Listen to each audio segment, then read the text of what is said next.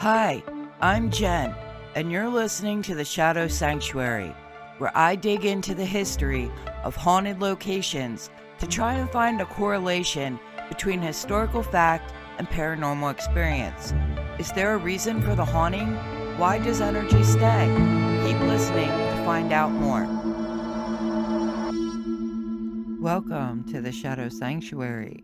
I'm your host, Jen, and tonight I'm going to tell you about my favorite place in Gettysburg, Pennsylvania, the Farnsworth House Inn. So, let's get into it. The land that the Farnsworth House was built on was previously owned by Reverend Alexander Dobbins, who subdivided a larger estate for the purpose of selling it. John McFarland purchased the land and was the first to be recorded as owner of the home. The original structure was built in 1810, followed by a brick addition in 1833. McFarland owned the home until his death in 1851, at which point it became the property of the Bank of Gettysburg. During the Civil War, the property was owned by Harvey Sweeney and his family.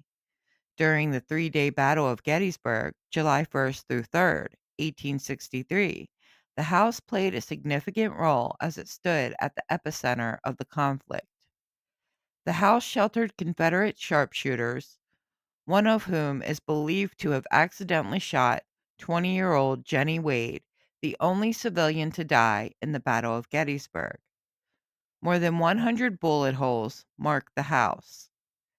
After the battle, the house served as a field hospital for wounded soldiers from both Union and Confederate armies. Its rooms were transformed into makeshift operating theaters. From 1918 to 1958, the property was owned by George Black and was known as Sleepy Hollow Lodge. In 1972, the house was renamed the Farnsworth House in honor of Brigadier General Elon J. Farnsworth by the current owner, Loring Schultz, and is known as a restaurant, tavern, and bed and breakfast.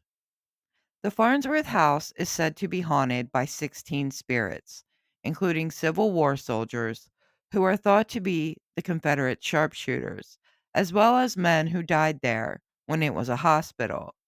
Guests report hearing footsteps, pacing, and wailing, and seeing shadow figures and apparitions of soldiers.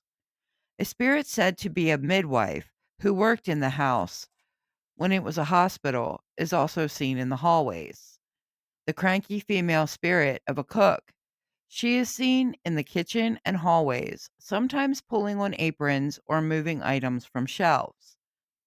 But the most well known spirit said to haunt the house is Jeremy, an 8-year-old boy who died in the Sarah Black room after being hit by a carriage right out in front of the house.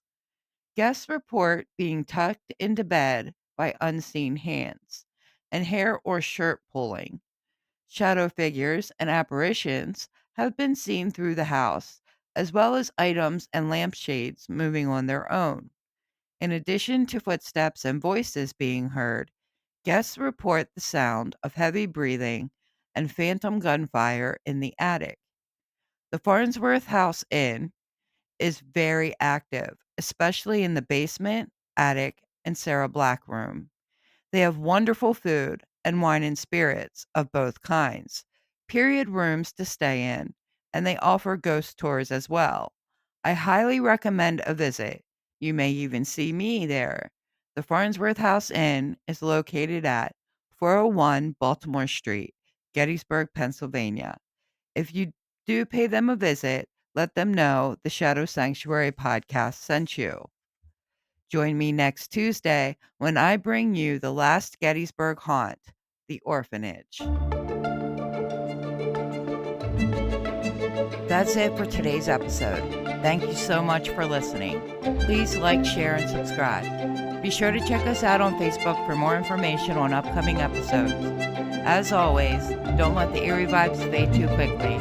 Stay haunted, my friends.